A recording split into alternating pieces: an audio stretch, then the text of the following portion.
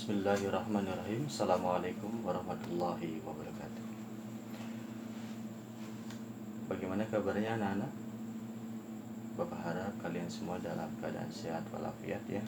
Walaupun kita tidak pernah atau belum bertatap muka kembali dalam pelajaran di sekolah, karena kita masih dalam suasana pandemi, dan olehnya kita proses pembelajaran menggunakan media daring ya, dalam jaringan.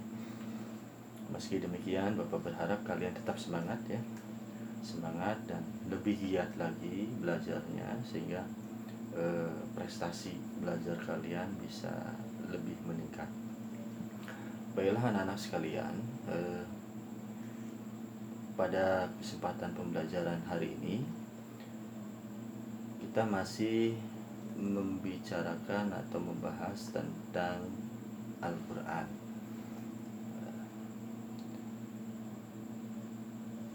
Pada kesempatan atau pertemuan pembelajaran di tahun yang lalu, anak-anak tentu sudah pernah mempelajari ya, bagaimana keutamaan dan adab bagi orang yang suka membaca Al-Quran.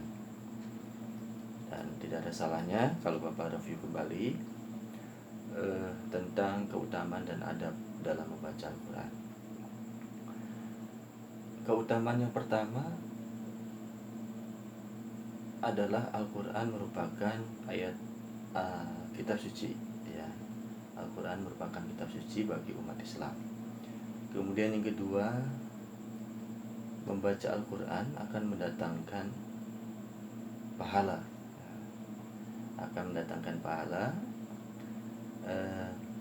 dan pahalanya ini akan dihitung dari tiap huruf, dan dari tiap huruf ini akan mendatangkan 10 kebaikan. Kemudian yang ketiga, keutamaan membaca Al-Quran ini akan menjadi syafaat penolong bagi kita di akhirat kelak nanti. Akan menjadi syafaat dan penolong bagi kita semua yang suka membaca Al-Quran. Dan juga Al-Quran merupakan mukjizat terbesar ya, mukjizat terbesar yang dianugerahkan oleh Allah kepada Nabi Muhammad SAW. Kemudian tentang adab, siapa yang masih hafal, ayo acungkan tangan. Bapak yakin kalian semua masih hafal ya tentang adab-adab membaca Al-Quran. Paling tidak ada 4 ya, ada 4 adab atau etika ketika kita ingin membaca Al-Quran. Yang pertama, harus punya wudhu. Harus punya wudhu. Kemudian yang kedua, siapa yang tahu? Iya, betul. Harus memulai dengan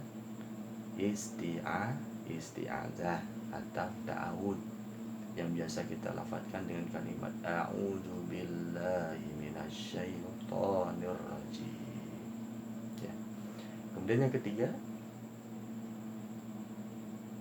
membaca dengan pelan dan tartil ya. Makna tartil di sini ialah sesuai dengan makharijul huruf dan tajwidnya. Dan yang terakhir, membacanya dengan suara yang merdu. Nah, itu keutamaan dan adab membaca Al-Quran. Pada kesempatan pembelajaran hari ini, anak-anak sekalian, tentang Al-Quran surat At-Tin. Quran surat At-Tin ini terdiri dari 8 ayat. Nanti akan Bapak lafadzkan ya secara utuh ayat 1 sampai ayat 8 dari surat At-Tin ini.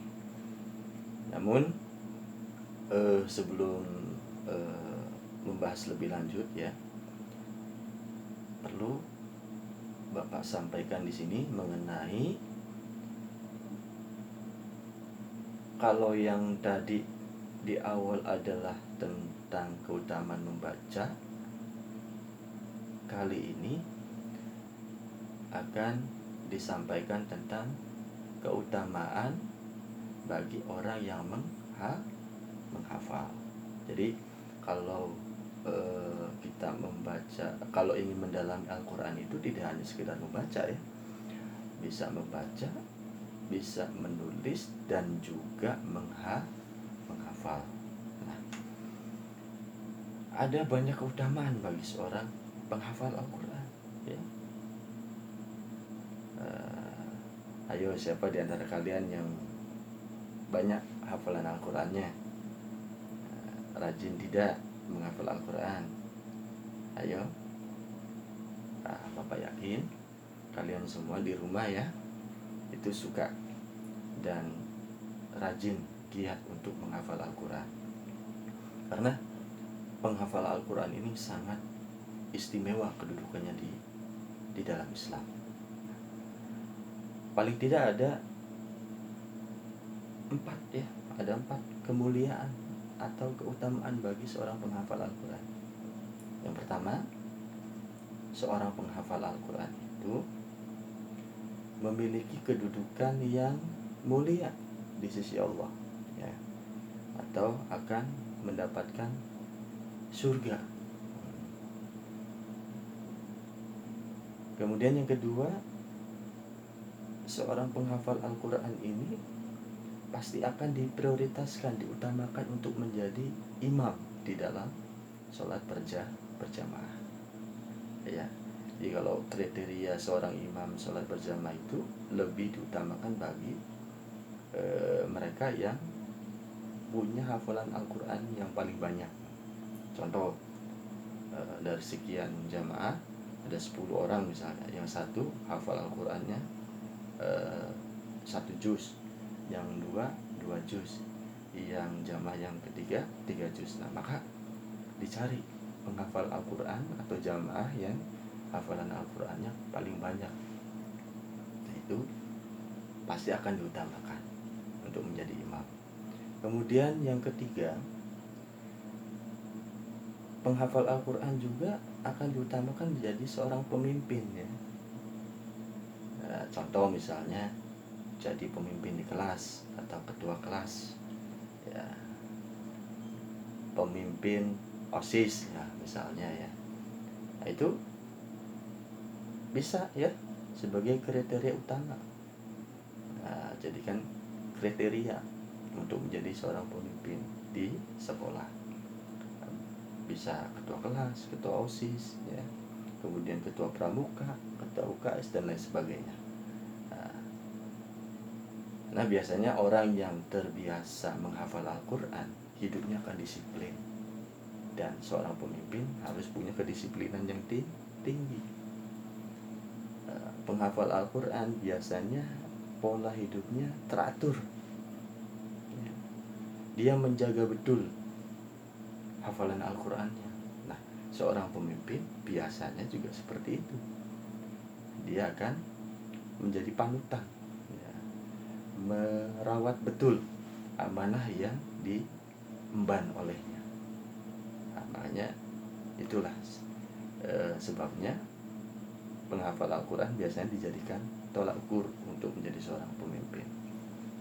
Kemudian yang terakhir, penghafal Al-Quran ini akan memberi mahkota surga bagi kedua orang tua.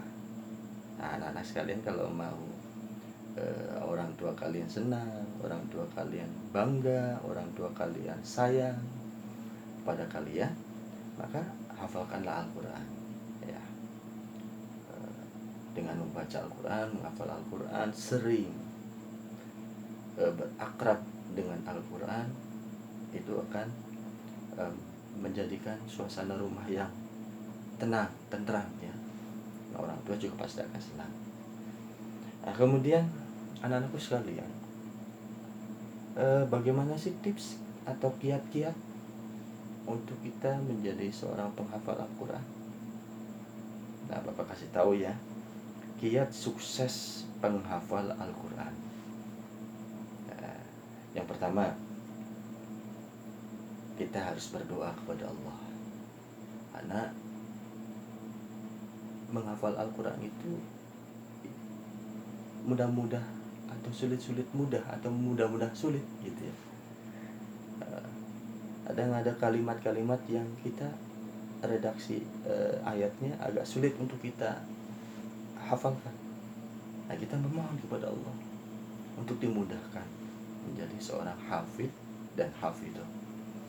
Kemudian yang kedua, selalu akrab dengan ayat suci Al-Quran, sering mendengarkan ya bacaan-bacaan Al-Quran, mendengarkan radio yang sedang menyiarkan tilawatul Quran, menyaksikan televisi yang sedang membacakan ayat suci Al-Quran dan lain sebagainya. Banyak sarana ya untuk kita berakrab dengan Al-Quran. Kemudian yang ketiga, mengulang-ulang ayat yang telah dihafal secara kontinu, terjadwal, dan tentu disiplin waktunya. Jadi kalau kita mau menghafal Al-Quran itu kiat-kiatnya harus rutin, harus secara teratur waktunya untuk kita menghafal Al-Quran. Misalnya contoh ya, kita hafal Al-Quran 3 ayat dulu setelah sholat subuh. Nah, kita ulang, review, murojaah kembali hafalan 3 ayat itu di siang hari misalnya setelah sholat zuhur. Kalau kita merasa mampu menambah ayat, bisa kita tambah 2 ayat, jadi 5 ayat dalam sehari. Tiba datang maghrib, sholat maghrib, kita merujaah kembali 5 ayat itu hingga betul-betul hafal. Nah, setelah hafal kita rawat, kita pelihara hafalan itu ya secara teratur, terjadwal, terus setiap hari seperti itu. Jika sehari bisa menghafal 5 ayat, bisa kelihatan ya dalam 1 minggu berapa ayat, dalam 1 bulan berapa surat. Kemudian yang keempat, cara untuk mudah menghafal Al-Quran yaitu menggunakan 1 mushaf ya. Nah, karena kalau kita menghafal Al-Quran dengan berpegang pada jenis mushaf yang berbeda-beda, khawatir mengganggu daya ingat kita. Karena mushaf satu dengan mushaf yang lain karakteristik tulisannya berbeda. Nah, khawatir mengganggu. Contoh misalnya di mushaf yang pertama tulisan basmalahnya ada di halaman tengah. Kemudian di mushaf yang lain basmalahnya ada di bagian atas misalnya. Ini akan mengganggu susunan ayat, akan mengganggu daya ingat kita terhadap surat atau ayat yang kita hafal. Jadi usahakan menggunakan 1 mushaf, 1 Al-Quran saja. Dan yang terakhir, kiat untuk menjadi penghafal Al-Quran, hindarilah dosa dan maksiat ya. Nah, tentu yang namanya dosa dan maksiat itu tidak akan menyatu dengan hidayah, dengan taufik, dengan kebenaran, dengan ilmu ya, dengan nur. Yang namanya dosa dan maksiat itu tidak akan pernah menyatu dan mengganggu, bahkan bisa menghilangkan kebenaran, bisa menghilangkan hafalan, terutama hafalan Al-Quran kita. Imam Syafi'i juga pernah diuji dalam hidupnya, hilang beberapa ayat atau surat dalam hafalan Al-Quran. Tapi Imam Syafi'i karena beliau adalah ulama yang masyhur, beliau kemudian bertaubat dan mengulang kembali hafalan Al-Qurannya. Nah, anak-anakku sekalian, itu tentang keutamaan dan kiat-kiat ya di dalam kita menjadi penghafal, di dalam kita menjadi seorang hafid dan hafidhah. Untuk bisa menghafal surat At-Tin, Bapak yakin ya kalian semua sudah hafal, dan nanti insya Allah pada pertemuan berikutnya di mata pelajaran PAIBP ini kita akan menggunakan sarana pembelajaran melalui daring, melalui sarana video conference-nya, baik itu nanti Google Meet ataupun Zoom. Mudah-mudahan kalian nanti bisa mengaplikasikan sarana pembelajaran itu, sehingga nanti Bapak bisa melihat kemampuan kalian di dalam membaca, menulis, dan menghafal Al-Quran. Baiklah anak-anakku sekalian, kali ini Bapak akan melafadzkan surat At-Tin. Kalian dengarkan baik-baik, dan silakan bisa dibuka mushaf Al-Qurannya di rumah. Kalian dengarkan dan sesuaikan dengan ayat per ayat yang ada di surat At-Tin. A'udzu billahi minasy syaithanir rajim. Bismillahirrahmanirrahim. Wat-tini waz-zaitun wa turi sinin wa hadzal baladil amin. Laqad khalaqnal insana fi ahsani taqwim. Tsumma radadnahu asfala safilin. Illa alladzina amanu wa amilus solihati falahum ajrun ghairu mamnun. Fama yukadzibuka ba'du biddin. Alaihissallahu biahkamil hakimin. Sadaqallahul azim. Baiklah anak-anakku sekalian, mungkin penyampaian materi pada kesempatan hari ini Bapak cukupkan.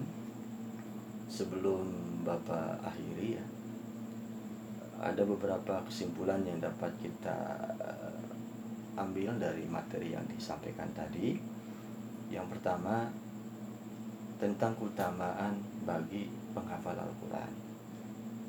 Kemudian yang kedua, ada beberapa kiat untuk kita menjadi seorang penghafal Al-Quran. Rinciannya bisa kalian pelajari dalam tayangan video ini yang kalian saksikan di channel YouTube. Kemudian yang terakhir, bahwa Al-Quran adalah mukjizat terbesar yang diberikan oleh Allah Subhanahu wa taala kepada Nabi Muhammad SAW. Anak-anakku sekalian, Bapak tidak berharap kalian mengomentari, like ataupun subscribe dan men-share video ini. Bapak tidak berharap hal itu. Yang Bapak harapkan hanyalah kalian betul-betul mempelajari, mengikuti tayangan video ini dan mengerjakan tugas-tugas yang disampaikan oleh Bapak. Kemudian dikumpulkan, dan sebagai penutup, silakan kalian persiapkan terlebih dahulu buku latihan dan alat tulisnya. Ada 2 soal yang bisa kalian kerjakan di rumah. Yang pertama, salinlah Quran surat At-Tin dalam buku tulis kalian. Kemudian sertai dengan artinya. Yang kedua, kalian hafalkan Quran surat At-Tin dan divideokan. Kemudian videonya dikirim melalui WhatsApp atau media yang lain, email atau apa. Bisa kalian sampaikan atau kirim hasil pekerjaan kalian kepada Bapak. Mungkin itu yang dapat Bapak sampaikan pada materi pertemuan kali ini. Jangan lupa jaga kesehatan dengan cara menjaga 5M. Menggunakan masker, mencuci tangan dengan sabun, menjaga jarak, menghindari kerumunan, dan mengurangi mobilitas. Tetap semangat, berbakti kepada orang tua. Nasrun minallahi wa fathun qarib. Assalamualaikum warahmatullahi wabarakatuh.